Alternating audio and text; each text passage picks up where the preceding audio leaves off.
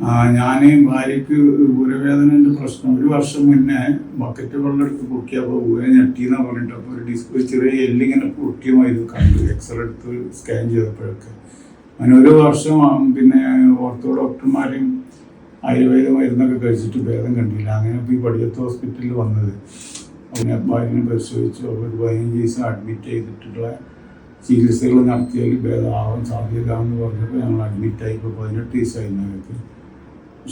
പിന്നെ ഒരുവിധം 99% സമാധാനമാണ്. ഇപ്പോൾ 15 ദിവസം റെസ്റ്റ് എടുക്കാൻ പറഞ്ഞിട്ടുണ്ട്. വീട്ടിൽ ചെന്നിട്ട് റെസ്റ്റ് എടുത്തിട്ട് എങ്ങനെയാണെന്നുള്ളതാണ് ഇപ്പോൾ ഈ അറിയാനുള്ളത്. ഇപ്പോൾ അൽഹംദുലില്ലാ നല്ല സമാധാനമാണ്.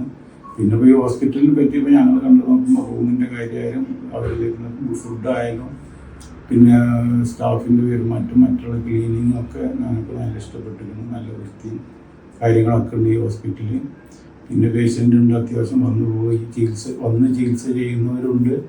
പിന്നെ ഇവിടെ അഡ്മിറ്റായി ചികിത്സ ചെയ്യുന്നവരുണ്ട്. ഇവിടെ ആയുർവേദ അലോപ്പതിയും കൂടിയിട്ടുള്ളതാണ്. പിന്നെ പ്രസവത്തിന് ശേഷമുള്ള പിന്നെ ശുശ്രൂഷക്കുള്ള അഡ്മിറ്റ് ഉണ്ട്. അങ്ങനെ എല്ലാ പേഷ്യൻറ്റും ഉണ്ട് ഇവിടെ.